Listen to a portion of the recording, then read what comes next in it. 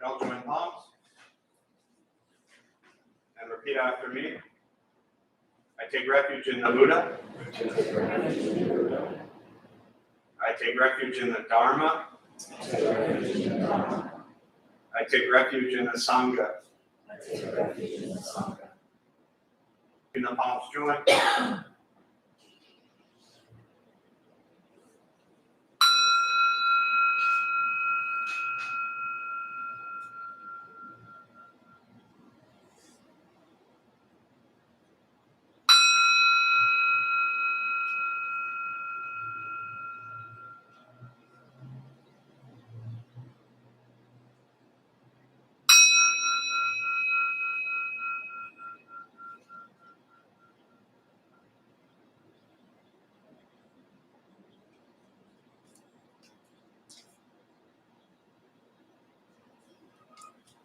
Put the palms down.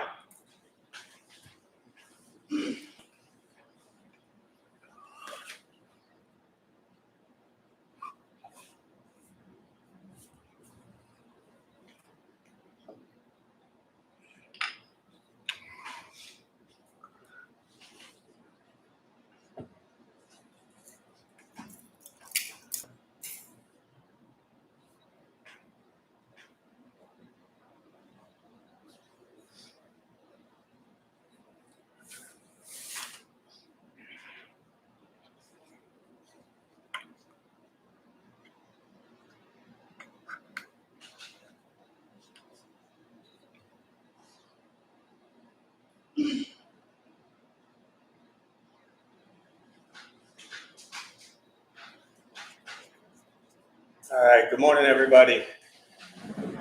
How are you all doing today? Good. I'll take that as a good, an okay. Not so great. I get it. Anyone here for the first time? What brings you here? Just been curious about it. The breath of ours recommended it. Is your friendship with this person contingent upon your visit this morning?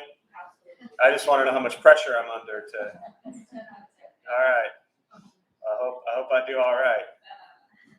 Well, welcome. I saw a hand in the back there somewhere. Positive and calm atmosphere. Yeah, you don't have that at home? With that whole crew? Well, welcome. Anybody else here for the first time? I lived in a Buddhist country for a while and was fascinated by the dedication that I saw. Sure. So you lived in a Buddhist country for a while. You were fascinated by the dedication you saw and wanted to see what it was like here. Not nearly as dedicated. So we can get that expectation out of the way. Where were you? Bhutan. Yeah. This is America. Very different. It's well, welcome. And to all of our millions of YouTube followers, good morning to you as well. Thanks for joining. Feel free to say hello, introduce yourself. It's something that I reference probably more indirectly than directly, even though it, for me, kind of permeates my entire view of sharing Buddhism within this country, which has really been my personal journey for the last 20 years. And it's so different, drastically different.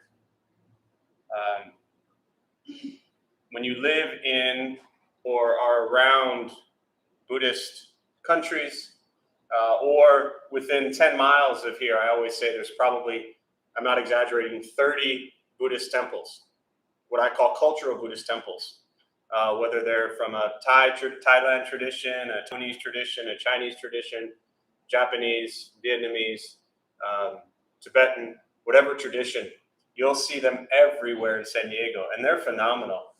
They're beautiful, they're incredible, and I always encourage people to go, to experience it, to see what it's like, because it's very different from what you would see or experience here. And that doesn't mean it's better or worse. It's just very different. What I loved about the word, I think you said dedicated, right? Yeah. So I say committed, but the dedication, the commitment to Buddhist practice, it is their entire life. Not just monks and nuns, which you'll often see, especially in Buddhist countries, but the lay people, the non-monks, non-nuns, the lay people. Like Buddhism is just their way of life. And that doesn't mean they don't do things wrong. That doesn't mean that they don't do things they shouldn't do. That doesn't mean they follow every single thing the Buddha said, right? But it's something that's just a part of who they are. Now, when you bring Buddhism to a new country, especially like this one, Suzuki Roshi, the great Zen master who built San Francisco Zen Center, he said that for Buddhism to take root in a new country, it's like taking a flower, holding it next to a rock, and expecting that flower to take root in a rock. That's how difficult it is. And he wasn't even specifically talking about this country. He says it takes about 200 years for Buddhism to take root in a new country. So, being that this is the good old US of A, I'm going to double that to about 400 years for Buddhism to take root into this country. But what we get, when I say we get, I mean us and kind of Western Buddhist folks, is people who, for the most part, were raised in some other religion, right? You know, we would see, well, pre-pandemic, but 600-800 people a week through this place, and I would say, how many of you are Buddhists? And you'll see about 3 hands. So the people who always come here don't necessarily identify themselves as Buddhist. They're Christian or Catholic or Muslim or Jewish or pagan or lack thereof, whatever it is.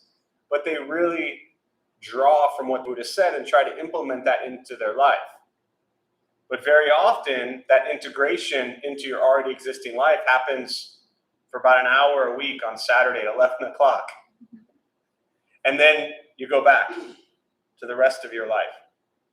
And so the practice really, and for me, having lived in Taiwan for a year and being in that environment every single day in a monastic setting, you see the dedication, you see the commitment.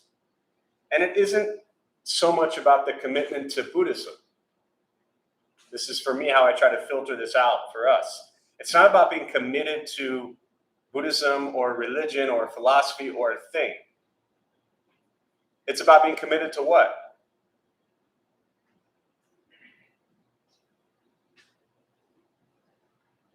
What are we really working on here with this practice? Committing to what? Ourselves? What else? What about ourselves? Happiness? What else? Peace? Did I hear peace, I think somebody said? Kindness? Eliminate suffering? Peace, kindness, happiness, eliminating suffering. None of these things have anything to do with religious practices or views. In fact, most of them are within all religious views. So that's what this practice is. And where we tend to struggle in this, as it's a new thing for many of us, is really committing and dedicating yourself to figuring out how to suffer less. So if I ask how many of you are Buddhist, I'll see maybe 1 to 2 hands. But if I say, how many of you want to suffer less?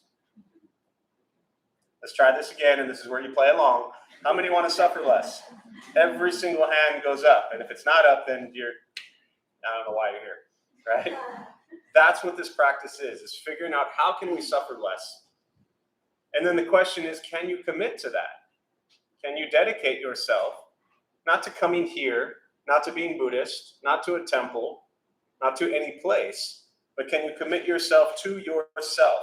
And not just yourself, but if you suffer less, right? What does that mean for others around you?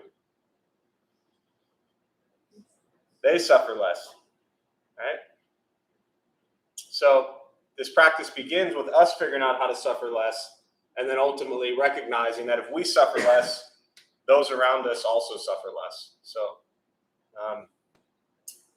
all right.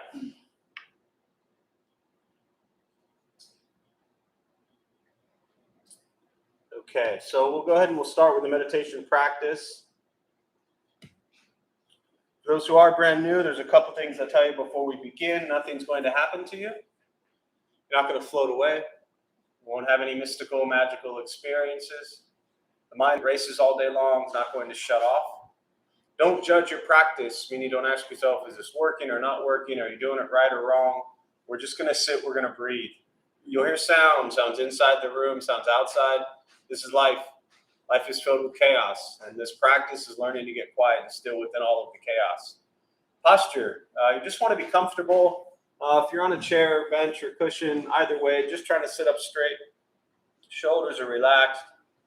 Hands can be on the knees and the lap, whatever's comfortable.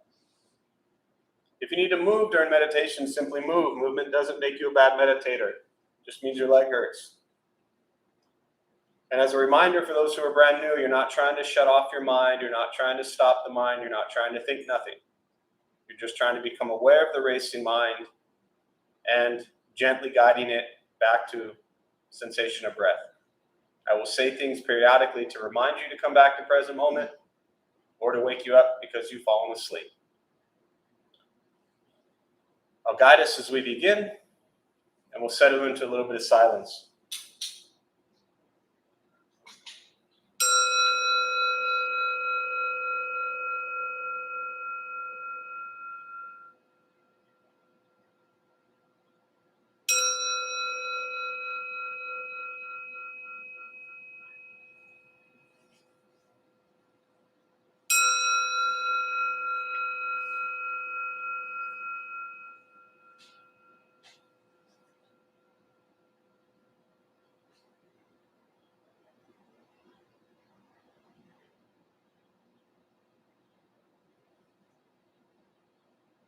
And starting with the eyes closed, if comfortable, or slightly open.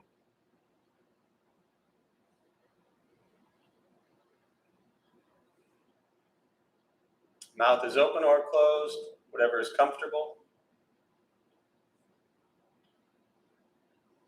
We'll start with taking 3 deep breaths, slowly.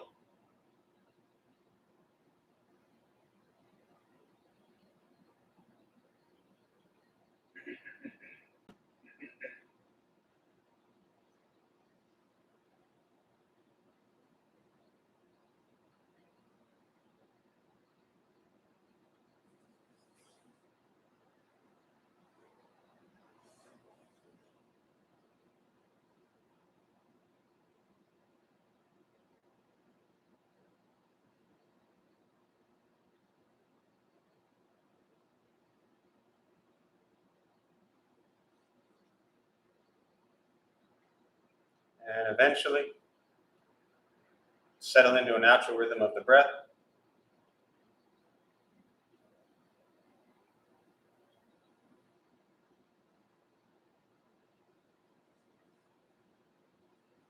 Noticing the mind as it wanders, jumping from thought to thought.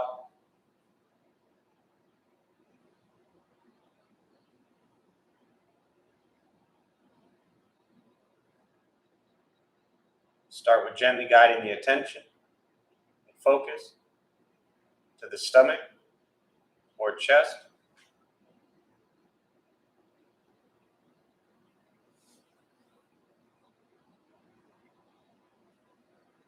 Breathing in, feel them rise.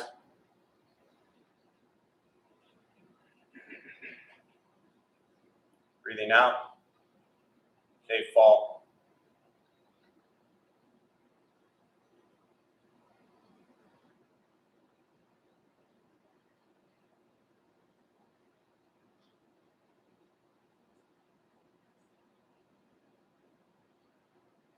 Simply continue this practice.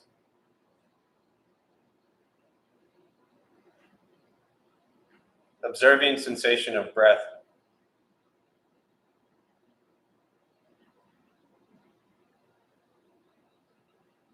Expecting nothing but to sit and breathe.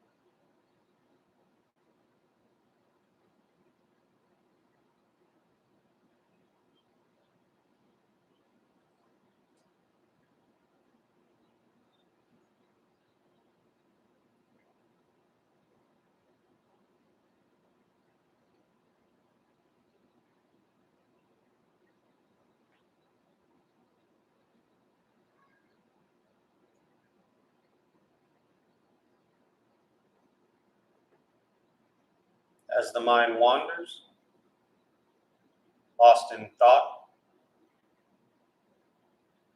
recognize it.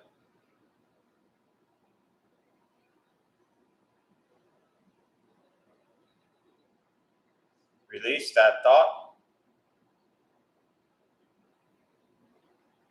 Return attention, focus to the breath.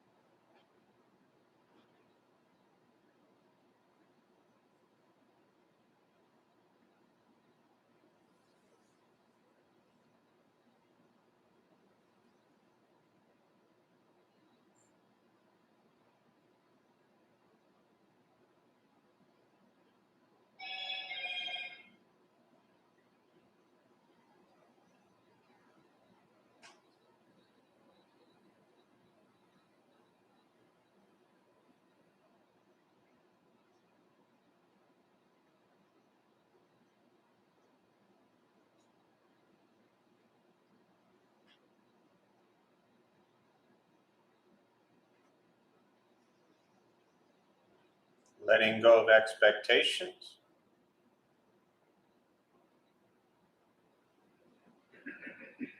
Letting go of judgments from the practice.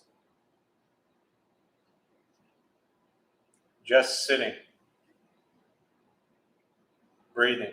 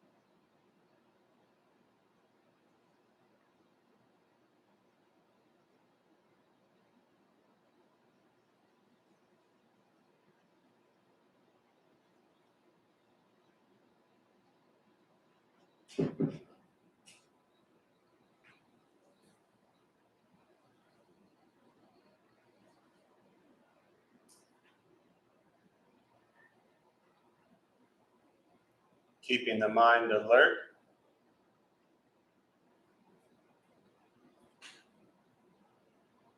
Aware of each sound.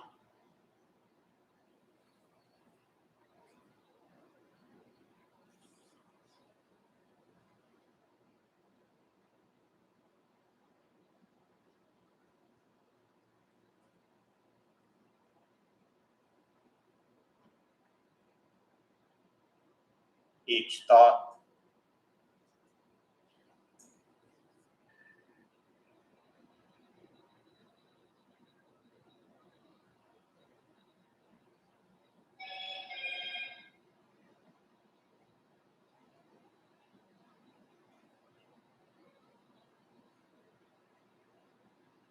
Each physical sensation.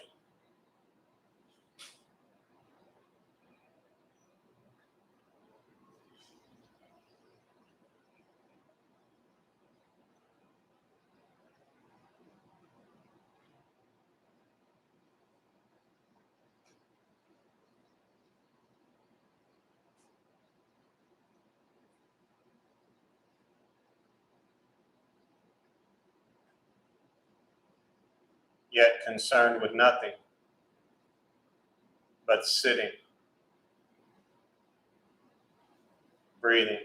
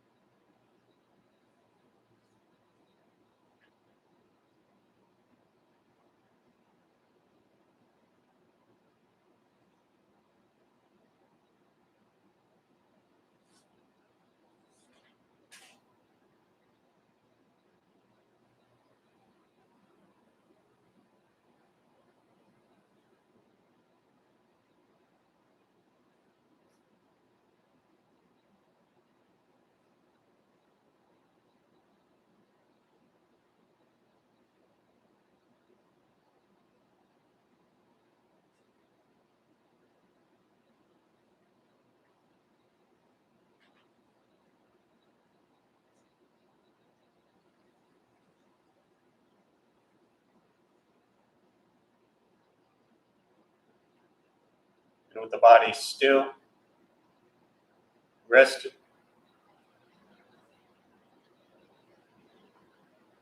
and the speech quiet,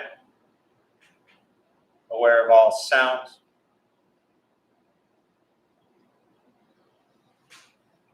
and the mind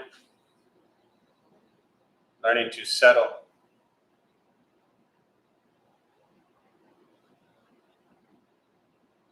know what it's like to just sit and breathe,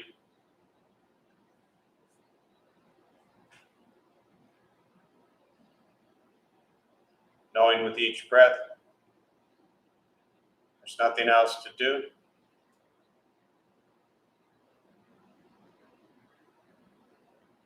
nowhere else to go,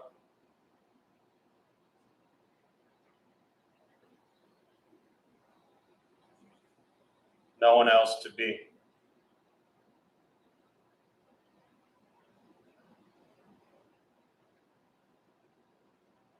Everything beautiful, exactly as it is. Sitting, breathing.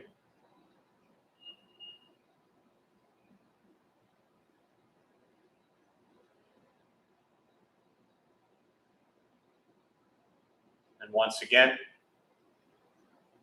taking 3 deep breaths, slowly.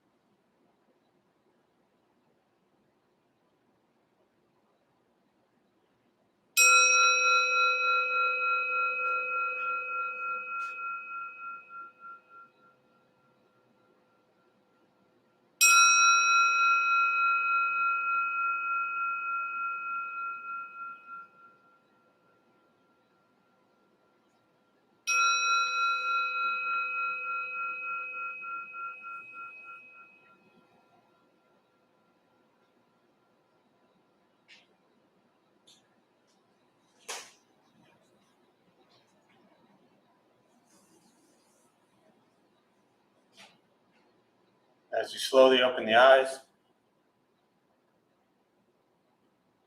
slowly beginning to move.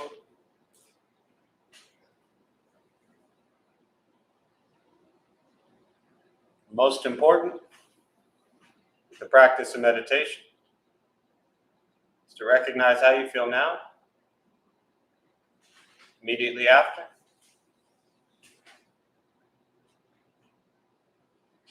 Compare this to how you typically feel throughout your day.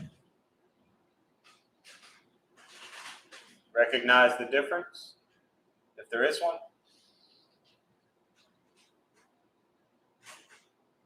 Ask yourselves how you prefer to feel every day for the rest of your life. And realize however you feel now, if it's quiet, calm, and still, or a busy mind, racing mind, whatever you're sitting with at this moment, it's nothing to do with anything I said. It's nothing to do with how we sit, hold the hands, or cross the legs. It's nothing to do with the sounds around us or anything else for that matter. It's everything to do with your own mind and your own mind's reaction to an external condition. This is what the Buddha called pratitya samutpata, means dependent origination. This is the basis of the Buddha's awakening. The word Buddha simply means awakened. He was a human being, no different than any one of us, who began to understand why he suffered, why he got angry, sad, depressed, stressed, anxious. He began to understand the causal relationship of all phenomena. And what that means very simply for all of us, regardless of where you come from or what you believe in or where you think you're going, your whole life is filled with things that happen and you react. More stuff happens, more reactions. That's it. That's what you get every day. This practice is learning what it's like to respond to something quietly, peacefully, still. Because for most of us, the way you responded to the last 20 minutes is quite different from how you respond to every other 20-minute period of your life. So all we're working on is closing the gap to where the way you feel now is closer to how you feel always. Just as driven, motivated, productive, successful, whatever that means to you in your respective lives. But with a mind that's steady, clear, focused, distracted by nothing, disturbed by no one. Imagine going a day without being disturbed by someone. Imagine going an hour without being disturbed by someone. This practice is not easy. It's not necessarily fun. Meditation is not an escape as often people think it is. Often people turn to meditation thinking that their life is a crazy, hectic, stressed out mess. So somebody said, go meditate. It'll make things better. It doesn't work that way. Because once you finish here, what do you think's waiting for you out there? Everything you just came from. It's all there. All the chaos, all the madness, all the social media, all the terrible, horrific, tragic things happening in this country and around the world, they're all still there. They haven't changed. Meditation doesn't fix that. Meditation helps you take a few moments to just sit quietly and breathe and begin to pay attention to your thoughts. Once you become aware of what you think, you then begin to gain some sort of control over your own thoughts. And more importantly than having control over your thoughts is having control over your words that you choose to say or type. And when you begin to gain some control over the thoughts and the words, you also then begin to gain some control over the actions that you take throughout the day. So ultimately what this practice is about is learning to be mindful and aware of your thoughts, your words, and your actions. This is the depth of Buddhist teachings. This is what the Buddha called karma. Action. The law of cause and effect. Your thoughts, your words, your actions create your world.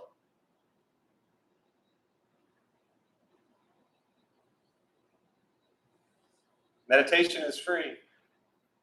Buddhist practice is free.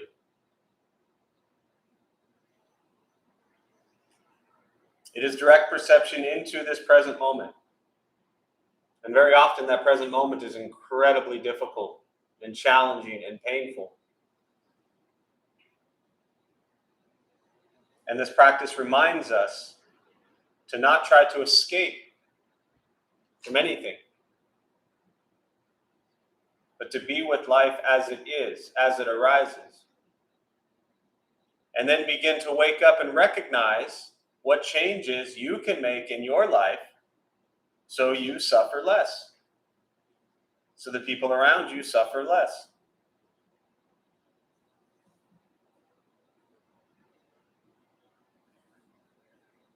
That's it. For me, Buddhist practice really is very simple to intellectually and philosophically understand. In fact, most of us learned everything the Buddha taught by the time we were like 5 years old. The hard part is putting it into your life. But if you now walk out of here and spend every moment the rest of your life being kind to yourself and kind to everyone around you, then you're good. That's easy enough, right?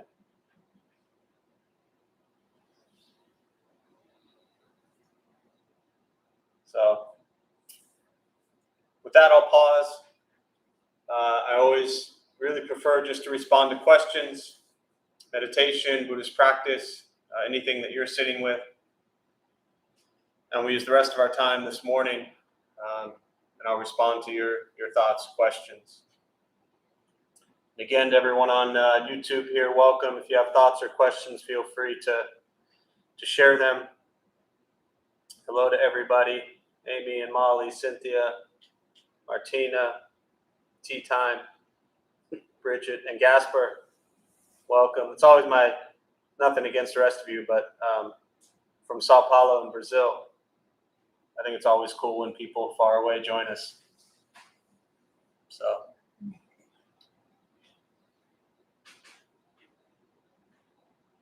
Thoughts, questions?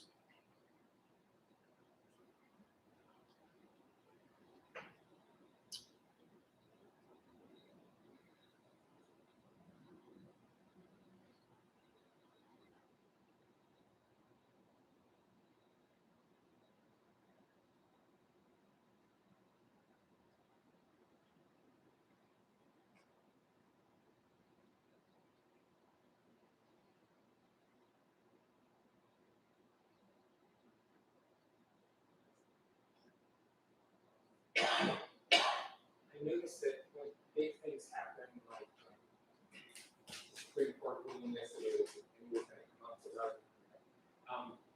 I'm able to have a perspective and not go into attack mode, trust the process, bring myself back to the present, even when other people are reaction. But if somebody sends me an email that's sharp, or someone's rude at the counter, I want to blast them. So it's like, what's the difference that I take that so personally?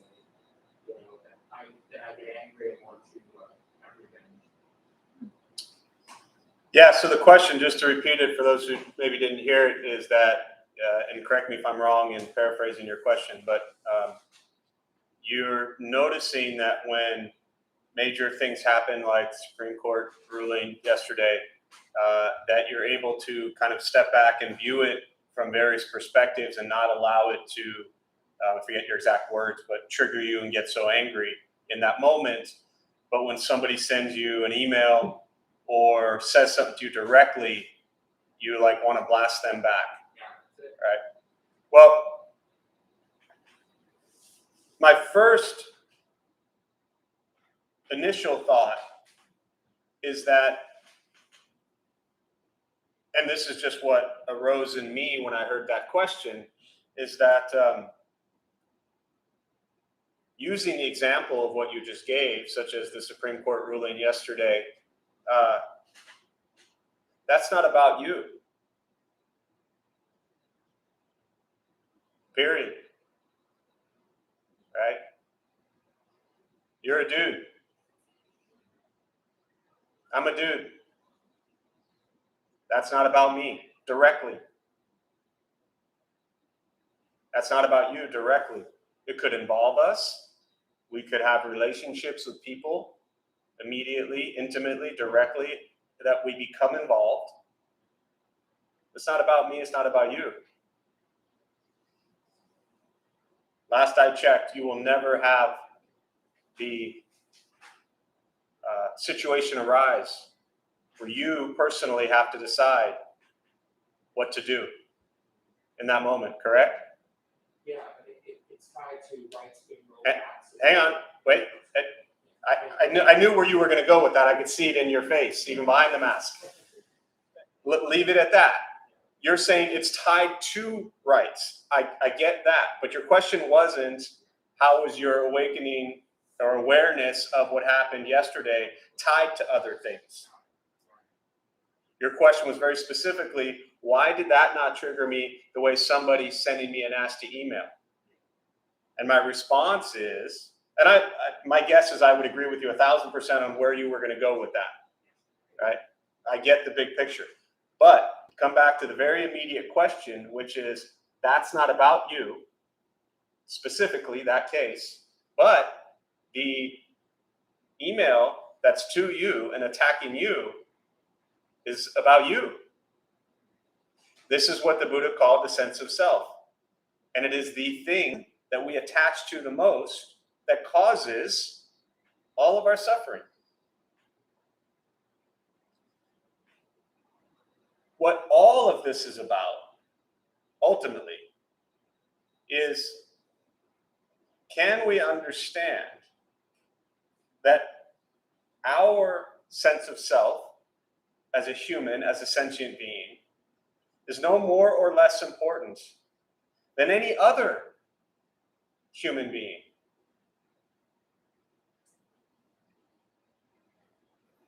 If somebody sent an email to somebody else attacking them, that wouldn't bother you as much either. Right? Not as much. Right? So again, your question was, why is it I'm bothered here, but when it's to me directly, I'm bothered here? We don't like to be attacked. I'm not saying that being attacked is a good thing. What I'm saying is our egos, our sense of self doesn't like that. Because we've spent our entire life creating and building our ego, our sense of self, our identity, our pride. All of those things, all of our views, we have built up. And when somebody or a group of people or anything tries to attack or jeopardize or take that away, it hurts.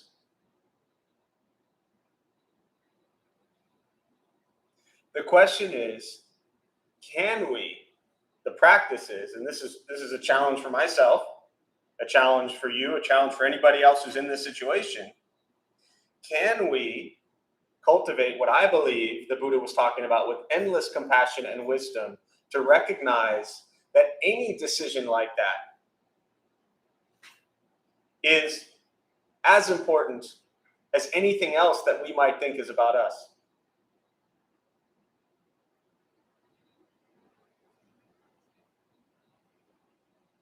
Can we see that that decision is about us? In the place that I think you were trying to go to with a larger picture. But because we see separation between self and others, certain things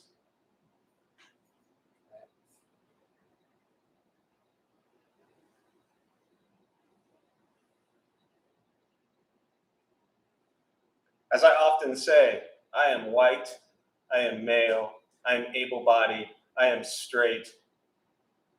I'm as privileged as it gets. I'm even Jewish, so we are the chosen ones. I am protected from all of these things that millions and millions of people have to live in fear over. I am privileged to live in fear over none of them because of my privilege. And that is what I have to challenge myself with every day. Can I drop all of that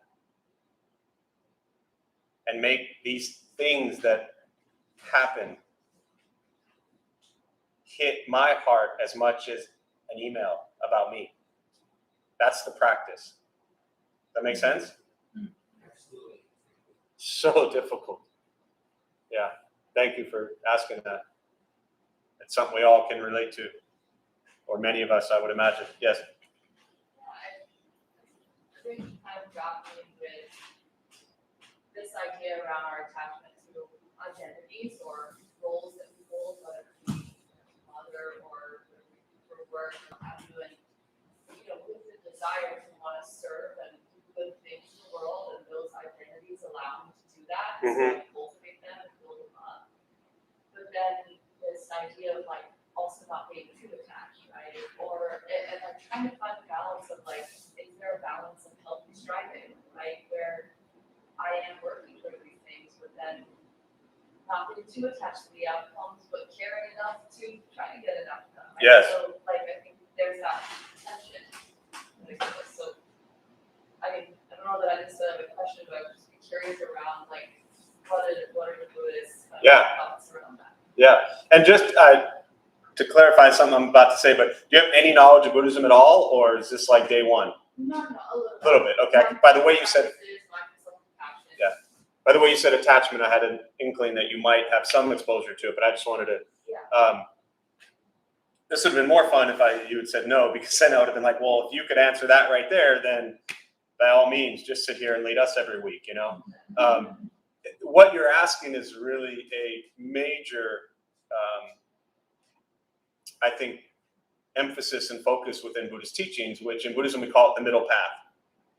And the middle path is different for everybody. But before I get to middle path, let me start specifically with what you asked about. Again, to repeat for those joining virtually, the question around you struggle with, creating an identity and being of service and being a mother and whatever that identity might be, and striving to do good, but also not attaching to that striving. And is there a balance? That's kind of your question, right? So the first thing is to look at identity, is that we as humans give ourselves labels and identities. It's just what happens. It doesn't make it wrong. A lot of things in Buddhism, when you hear things that are taught or said, often people who might be newer to it kind of may make this judgment that it goes into a box of Buddhists say that's bad or Buddhists say that's wrong. That's not the point at all with what I'm about to say. What I'm about to say is that we give ourselves labels, and that's not always the most beneficial thing. And those labels change constantly, every moment, our entire lives, right? From being mothers and fathers and sons and daughters and brothers and sisters to caregivers to teachers to whatever, we change these labels throughout our entire lives. When we have these identities that are totally practical, we tend to lock ourselves into them as if that label and identity defines exactly who we are or what we are.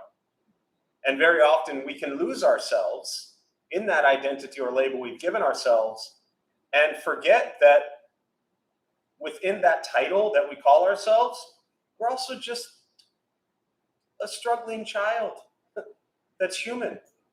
But now all of a sudden we're like of a certain age. Are you a parent? Okay, so that's a parent, right? And so you have that role, but you're also a human who struggles with challenges and trauma and life's experiences and things like that. And sometimes when we focus so much on that role or label or job or whatever it is, we forget this side of things, human side. So that's the first part.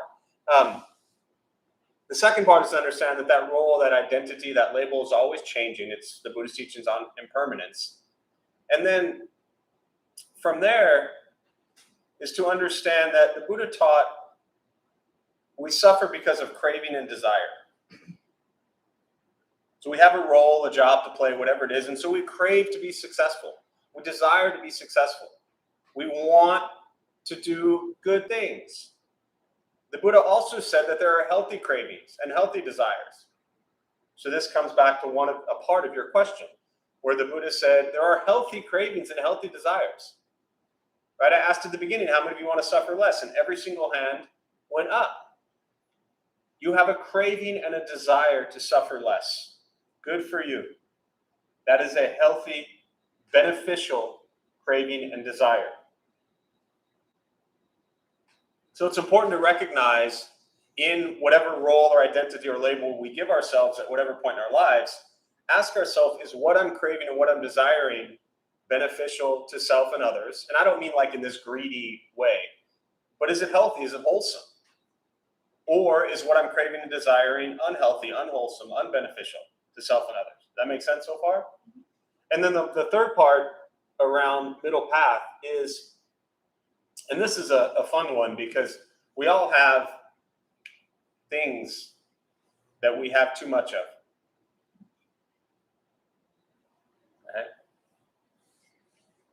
Right? Who here has a lot of shirts? Normal, I saw your hand first. Sorry, I was looking this way. All right. And I've known you for a long time, so it's even more fun because the longer I know you, the more I get to pick on you. My mother always said you only tease the ones you love, so I'm gonna go with that. How many shirts do you have, Normal? Oh God, I'm just repeating for our YouTube followers. 30, 40 shirts. So I'm gonna guess about 60. You're being humble, I understand. So you got about 60 shirts, right? You could give away 20 of them today.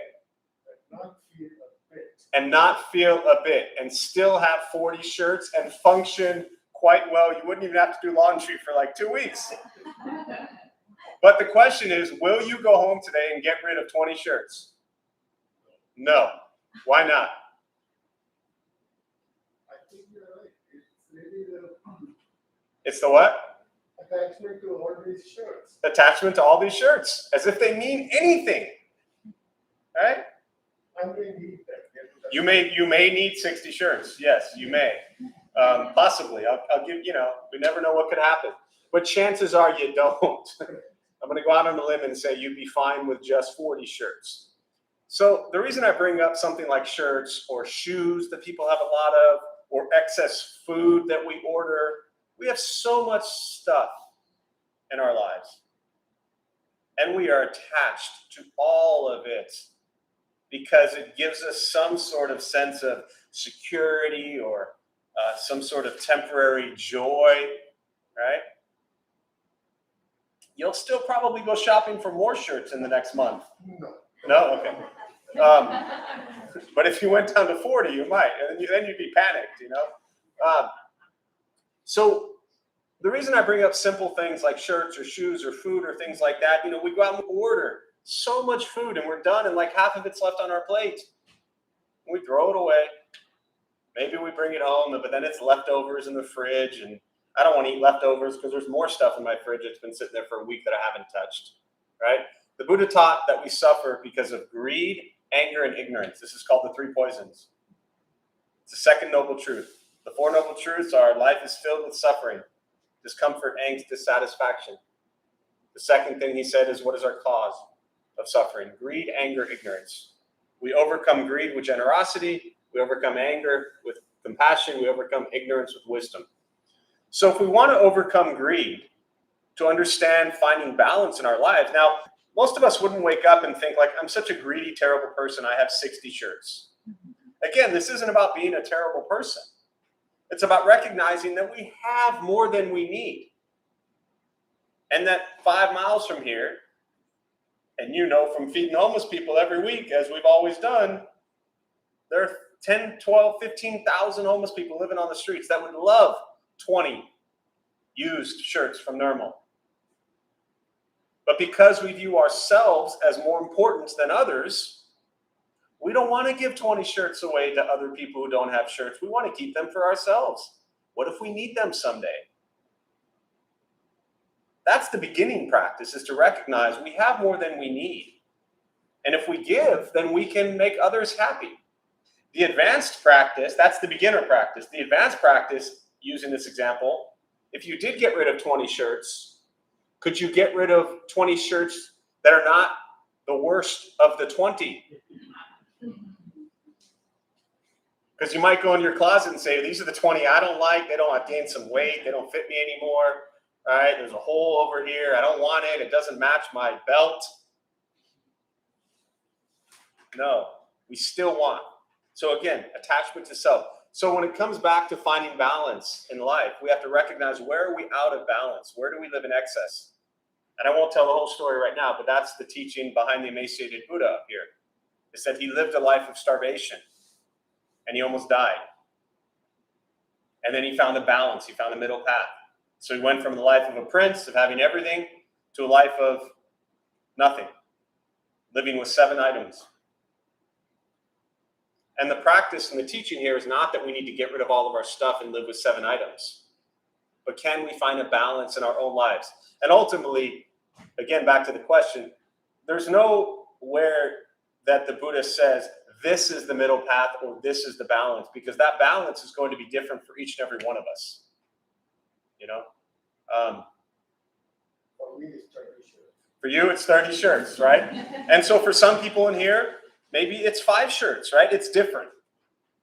But my guess is, from all of like 5 minutes that I've known you, you probably have a pretty level head around what you have more of that you don't need. And if you can begin there with like the simple things, then when it comes to finding balance in areas of our lives that actually matter, like on a deep spiritual level, it becomes a little bit easier. And part of it is to understand the teaching of impermanence. This is such an important practice, that everything we have in our lives, including ourselves, at some point will be gone. So why waste our lives bickering and arguing and being attached to simple, meaningless things? Save that time and energy, to as in Buddhism we call it engaged Buddhism, to fight for things that actually matter, that actually affect people's lives on a very deep level. Stand up and fight for these things, not the clothes that are in your closet. So hopefully that's helpful. Yeah. Other thoughts, questions?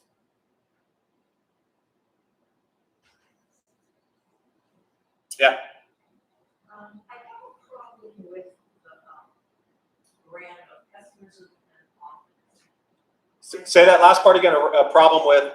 Pessimistic and optimistic personality. I don't like I'm a better pessimist. I always see the dark side first. And I'm wondering, how can I change this dark side and walk back the brighter path? Oh. And somehow you showed up here thinking I would have the answer to that? Or somebody sitting here would have the answer to that? So to repeat the question to those who didn't hear it, I think what I'm hearing you say, because first you said you made it sound as if it was other people, but then you quickly brought it back to you.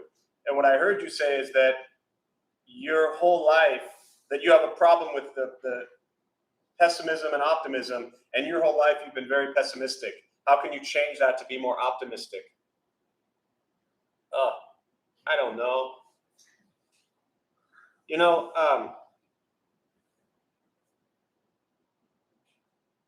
This cultivation is the word that keeps sitting in my head and heart right now, and gratitude. And the Buddhist teachings, there's so much in it, like so rich around being grateful for all that we have. And even though it's not like directly in this example I just gave and I'm about to reference, this idea of, he was a prince and all the wealth and all the riches and all the women and all the everything the prince had at that time, 2,500 years ago, 500 years before Christ. And then he left all of that to be a homeless wandering beggar, to shave his head, to put on a robe, to live with the 7 items. And what I'm interpreting that as, he was grateful for just his breath, his life, and to have a little bit of food. So again, the direct teaching from that, I don't read gratefulness. What I get from that practice is he was grateful just to be alive. And what I hear in the question, and I know many people are so pessimistic, and it's really frustrating, right? Isn't it annoying? Like, does it annoy you and bother you? Very much. Because you wouldn't be here, or necessarily, I should say, ask that question if you didn't really want to change that, like really want to change that. And the first thing, and this is maybe like a pat on the back to you, give yourself some credit, first of all, for recognizing it and wanting to change it. That's not easy to do. Recognize that it has played probably a major role and impact in your life and the way you perceive the world, and led to lots of internal suffering and struggle. Because one, not just, you're not the only one in this room, but often people lack the ability to actually see positive or good things. Then the question, and I'm just pointing out the obvious that you already know. The question then, which was your question, is, well, now what? How do I do this? And the reason I bring up the Buddhist, journey with having the 7 items is that, and I'm just making stuff up truly right now. I mean, I do that every day anyways, but like I'm really reaching here, because that's the first time in all these years I've ever heard that question. You think of people who do like gratitude journals. I work with college kids, and that's like their favorite thing in the world. Like the first thing on their list of what they're grateful for is the gratitude journal. Grateful for this gratitude journal. Okay? Maybe wake up every day and take 5 things. Write them down if you need to. Put them on the mirror, if you have a mirror where you live that you need to, that you're grateful for. A shift like this, unfortunately, doesn't happen overnight, but it starts with the intention that you want to change it. Gratitude journals, write them down. Stop. Deer Park at Monastery, beautiful place, the Thich Nhat Hanh place, monastery up in Escondido. They have a mindfulness bell. And it's very beautiful, where periodically throughout the day, the big bell will hit up on the mountain, and whatever you're doing at that moment, you just stop and you pause. Take a few deep breaths and just appreciate that present moment. So another example I'm coming up with is, have a phone, if you have a phone or something with an alarm or a mindfulness bell, or, I don't know, timer, something like that, that every hour, every 3 hours it goes off, stop, close your eyes, take a couple deep breaths, and just tell yourself there's something to be grateful for. It's going to have to be a very active process and practice. And the last thing I'll say on this is, the Buddha teaches a lot about our mind's conditioning. And we create habitual patterns and behaviors our whole lives. So if that's been, and this really applies to all of us with any habitual pattern or behavior or addiction or anything we're trying to break through, if you've been doing it your whole life, or a majority of your life, it's not so easy to just like flip the switch. The brain doesn't want to do that. It wants to keep on the path it's been on. So you have to, again, using your word, you really have to dedicate yourself to taking moments each day and documenting your level of gratitude. And do that every day for a couple years. Seriously. And then see where you are. Yeah. Yeah, and we'll close. I got a two-part question. Oh, I don't have time for two-part questions, but you can ask it. I might not answer it. I'm just warning you so you don't think I'm ducking it. Yeah. Said Buddha chose to have 7 possessions. Yes. One, what were those possessions? And Yep. 2, did he say, I'm going to have 7 possessions? Or did he say, this is what I need, and that happened to be 7? So the simple question or simple response I can answer relatively quickly. The question around the 7 items, what were they and did he choose them? Or did he say, I'm only going to have 7 and then label them? The first thing is the 7 items were a robe, a bowl, a razor to shave his head, a stone to sharpen the blade, a strainer to when they got water from the river so they wouldn't kill any sentient beings. I think the thread, that's 6. Am I missing one? We'll go with, there's one more I'm missing somewhere, but there's a general idea of them, right? Say again? The needle. Oh, thank you. Yes, it'd be tough to sew the rope without the needle. Yeah, so we got the thread, we got the rope, we need the needle. So those are the 7 items, right? I don't know necessarily, but I'm going to guess, and I feel pretty confident that he didn't sit down one day and say, okay, I need 7 items. What are they going to be? I think he sat down and said, what do I actually need to be alive and clothed? And that was it. And it came out to 7 items. You know, I got 70 items right here in this little phone that make my life absolutely miserable. So with that, I'm going to close. Thanks for keeping it a simple one. We'll join palms. May the benefit of this practice be shared with all beings in all directions. May any merit gained from this practice be transferred to more than 6 million lives that have been lost during this pandemic, and to their family and friends who continue to suffer, to all of those in Ukraine and surrounding areas who suffer and have lost lives, and to the children and adults who lost lives in Texas and their family and friends who suffer at this time. May they all be at peace. May we all be at peace and free from suffering.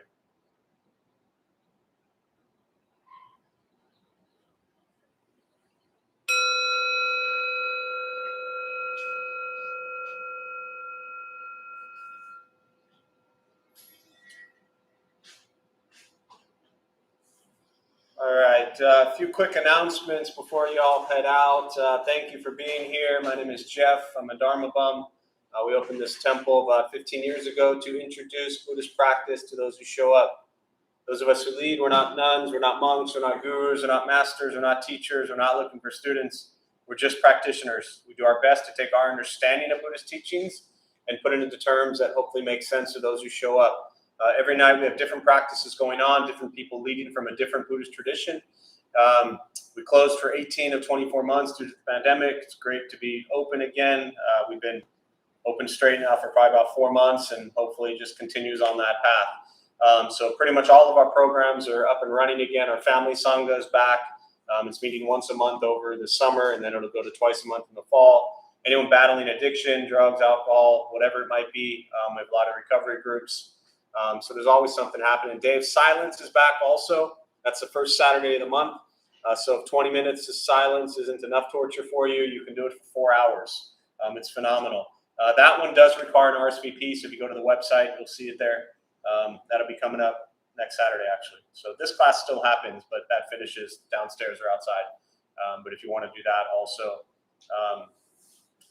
Other than that, we have a couple things. We have our garden club, the A Garden Club, that does an incredible job taking care of outside. If anyone wants to stick around now after to help water, rake, sweep up leaves, whatever it is, you can meet out there. There's also, and I mentioned this last week, there's also a list by the door of things that require cleaning and helping around the temple. So this is something for years we've always been really, really good at. The last 2 years, everything's been pretty much shut down. And even when we opened up, we still pretty much said, come to class, but then get out of here. So we know that we kind of created this condition of really keeping this place closed and isolated as much as possible for the health and safety of everybody here. And we're still very cautious, but we also now are opening back up to people volunteering and doing more things around here. And as I always say, we have no cleaning crew, we are it. So there's a list by the door of anything. You could pick a task up there. It'd probably take you 10 minutes to do. If you want to stick around and help clean or anything like that, there's stuff up there, and then you can just kind of check it off the list. So thank you all for being here. Appreciate it, and good luck.